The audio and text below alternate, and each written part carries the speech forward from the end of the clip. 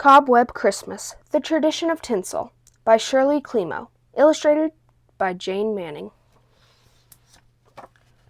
Once upon a Christmas time, long ago in Germany, there was a little old woman. She was so little she had to stand on a stool to climb into bed, and so old she couldn't even count all the Christmases she'd seen. The children in the nearby village called her Tante, which means auntie in German. Tante lived at the edge of a pine forest in a tiny cottage, just large enough for her to keep a canary for singing, a cat for purring, and a dog to lie beside the fire. Squeezed up against the cottage was a barn.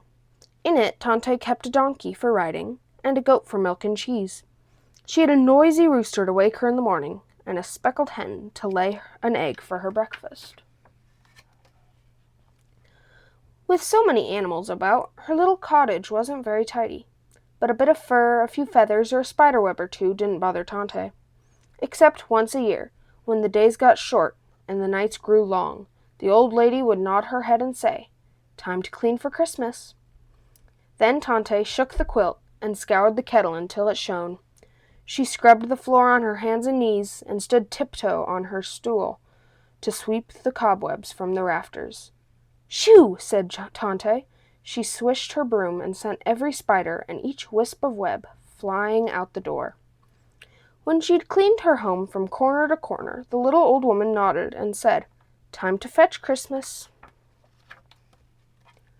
Tante took an axe from the barn and hung the harness with bells on the donkey. She scrambled onto his back, and they trotted into the forest. They circled round and round until the old lady cried, "There!" She pointed to a pine tree no bigger than she was. "That one's just right," she told the donkey. Tante chopped down the tree, taking care to leave a bough behind, so it might grow again. Then, bells jingling, they went home.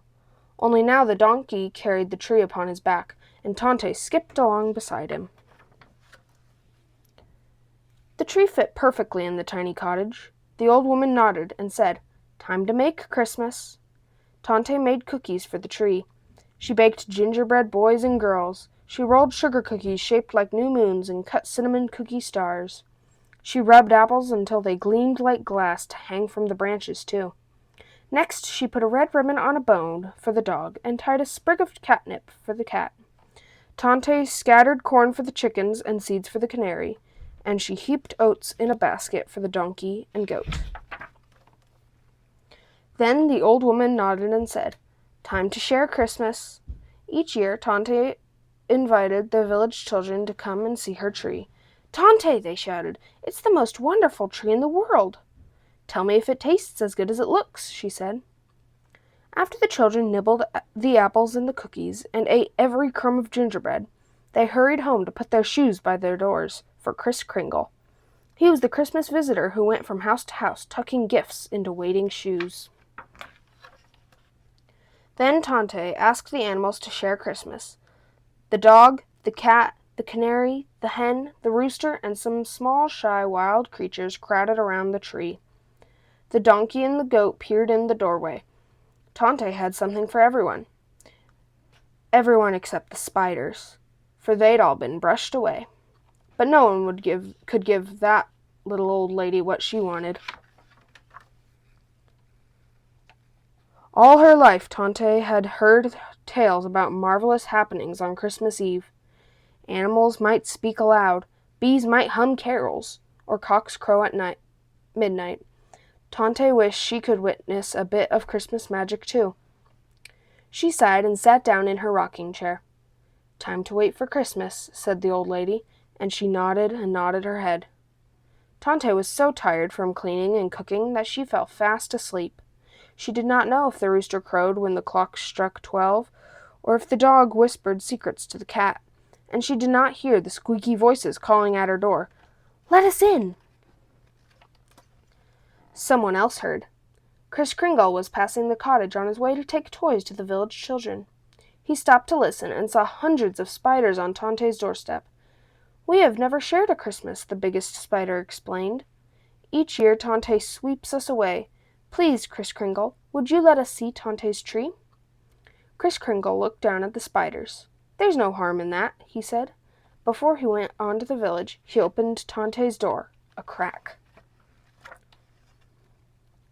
Huge spiders, tiny spiders, smooth spiders, hairy spiders, spotted spiders, striped spiders, brown and black and yellow spiders, and the palest kind of see-through spiders came, creeping, crawling, sneaking softly, scurrying, hurrying, quickly, lightly, zigging, zagging, weaving, and wobbling into the old woman's cottage.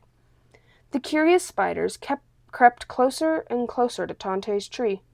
1, 2, 3 skittered up the trunk, and all the other spiders followed. Silently they ran from branch to branch, back and forth, up and down the tree.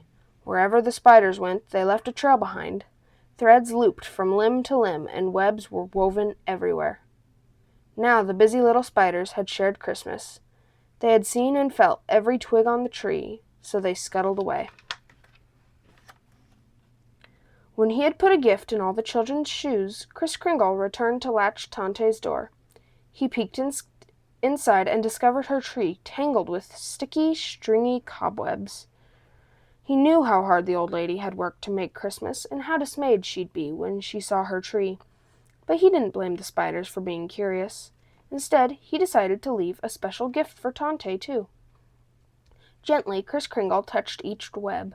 Beneath his finger, the slender strands gleamed like gold, and the dangling threads sparkled silver.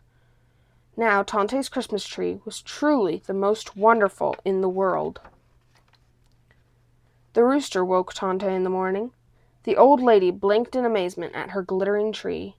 "Something magical has happened," she cried, and she climbed on her stool for a better look. At the top of the tree, she saw one small spider finishing its web. "Ah," Tante nodded her head. "So it is you and your kin I have to thank for this Christmas magic." The little old lady understood that such wonders only happen once. Each Christmas thereafter, she did not clean so carefully, but left a few webs in the rafters so that the spiders might share Christmas too. And every year, after she'd hung the cookies and the apples on her tree, she would nod and say, "Time for Christmas magic." Then Tante would weave tinsel among the branches until her tree sparkled with strings of gold and silver, just as it did that magical Cobweb Christmas.